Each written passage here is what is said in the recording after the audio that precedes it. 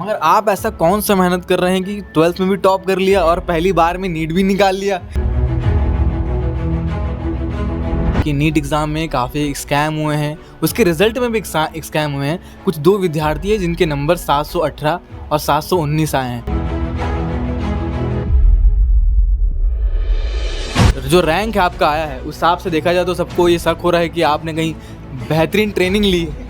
Revision करते रहना important है और मैंने एक मेथड यूज़ किया था कि कुछ तो ऐसी बात है जो छुपाते हैं हर टॉपर लोग। अब ये तो स्टूडेंट पे डिपेंड करता है कि बस घर पे वही रहता है कि अपने आप से आपको ऑनेस्ट रहना पड़ेगा।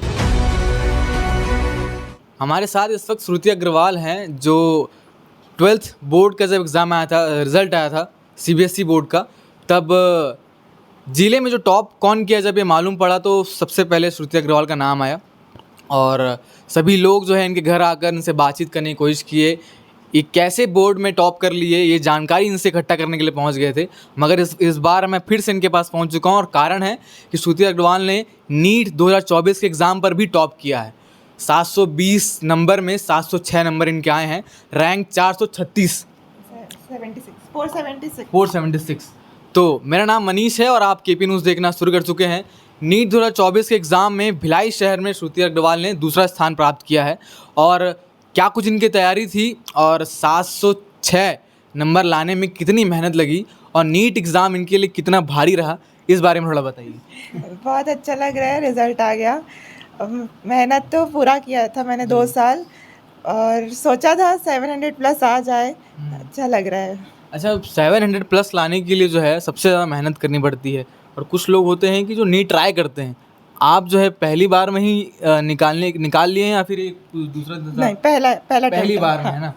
तो जो रैंक आपका आया है उस हिसाब से देखा जाए तो सबको ये शक हो रहा है कि आपने कहीं बेहतरीन ट्रेनिंग ली है।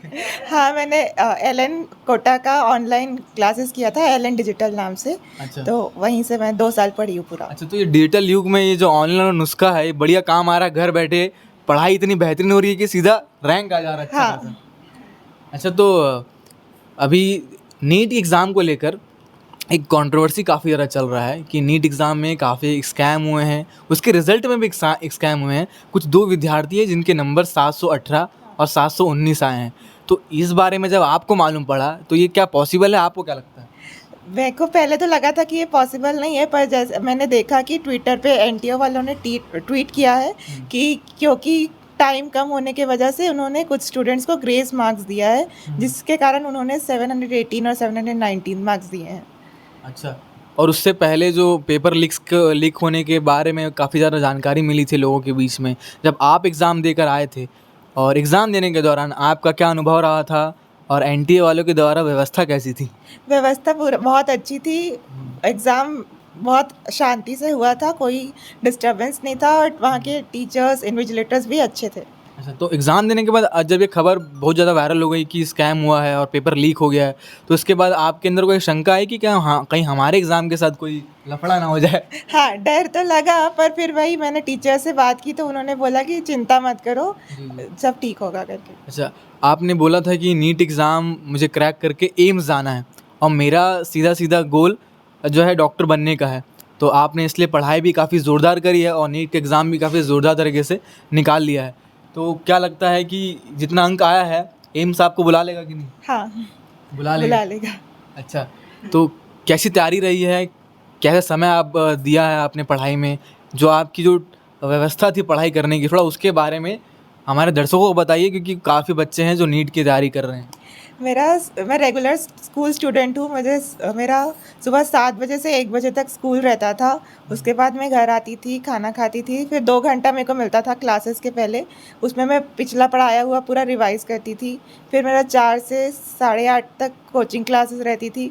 उसके बाद फिर मैं वही जो आज पढ़ाया गया उसको रिवाइज़ करती थी और कोशिश करती थी सारा होमवर्क आज ही ख़त्म करूँ, उसको पेंडिंग ना करूँ। अच्छा, क्या केवल इसी रूटीन से पढ़ाई करने से क्या लोग इतने नंबर ला लेते हैं? क्योंकि ऐसा लगता है दूर से देखने से कि कुछ तो ऐसी बात है जो छुपाते हैं हर टॉपर लोग। क्योंकि सब तो ऐसे बेसिक रूटीन के बारे में बात करते हैं, लेकिन कोई एक तो पॉइंट होता है कि वो किसी को बताते नहीं हैं। आपको कुछ है राज तो बता दो, नहीं तो फिर काफ़ी बच्चे परेशान हैं वैसे। नहीं, ऐसे नहीं है, बस वही एक मेन वही रहता है कि रिविज़न करते रहना, क्योंकि एट द एंड सिलेबस इतना ज़्यादा हो जाता है कि वो पीछे का भूल जाते हैं, तो रिविज़न करते रहना इम्पोर्टेंट है। और मैंने एक मेथड यूज़ किया था कि जो भी चैप्टर क्लास में चल रहा है उसका फर्स्ट पेज से जो भी अभी तक पढ़ाए हैं उसको पूरा रिवाइज़ करके क्लास में बैठती थी हमेशा, तो उससे ये बेनिफिट होता था कि पहले वाला भी मेरे को याद रहता था, जब क्लास में कनेक्ट कर पाती थी मैं। अच्छा ये बताइए कि नीट के एग्ज़ाम को काफ़ी टफ कहा जाता है, तो ये जो टफ वाला वर्ड है, ये आपको भी फ़ील हुआ या फिर ये जुमला है? नहीं, टफ तो है कि बिकॉज़ वही सिलेबस बहुत ज़्यादा है, कंपटीशन बहुत ज़्यादा है, पर इस साल पेपर ईज़ी आया था। इसलिए 700 क्रॉस हो गया। अच्छा, तो जो बच्चे नहीं ला पाए, 700 क्रॉस नहीं कर पाए, जिनका 500 600 कुछ रह गया है, तो उनको शायद टफ ही लगा होगा। ठीक है, कुछ गलतियाँ हो जाती है कभी-कभी, बस यही बोलूँगी कि एक और ट्राई दे सकते हो, अपने ऊपर भरोसा रखो, अपनी मेहनत के ऊपर भरोसा रखो। मगर आप ऐसा कौन सा मेहनत कर रहे हैं कि 12th में भी टॉप कर लिया और पहली बार में नीट भी निकाल लिया? ये कुछ तो बात है जो आप बता नहीं रहे हो दर्शकों को। नहीं, एक्चुअली दोनों का सिलेबस तो सेम ही रहता है, नीट में भी 11th-12th पूरा आता है और बोर्ड में तो 12th ही रहता है, तो सेम ही सिलेबस है, तो फिर मैं एक ही चीज़ पढ़ती थी, दोनों को अलग-अलग नहीं पढ़ती थी। अच्छा, घर पे रहकर पढ़ने का जो तरीका था वो आपने तो बताया विस्तार से, तो बाकी जो सब्जेक्ट्स होते हैं, बाकी एग्ज़ाम्स की जो तैयारी होती है, उनके लिए भी घर पे बैठ के तैयारी कर लेना क्या उतना बेनिफिट होता है जितना आपको लगा नीट की तैयारी के समय? अब ये तो स्टूडेंट पे डिपेंड करता है कि बस घर पे वही रहता है कि अपने आप से आपको ऑनेस्ट रहना पड़ेगा और अपना आपसे सिंसियर रहना पड़ेगा। चलिए ठीक है।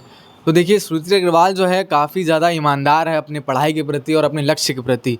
वो लगातार टॉप पे टॉप किए जा रहे हैं, आगे पता नहीं क्या हुआ, कहीं एम्स में भी झंडा ना गाड़ दे जाकर, तो वो भी होता तो वो भी हम लगातार दिखाते रहेंगे। दूसरी बार श्रुति के घर में हमें आने का मौका मिला और हमें उम्मीद है कि हम आते रहे और आपके बारे में लोगों को बताते रहे और आप अच्छे मुकाम पर जल्द पहुँचे।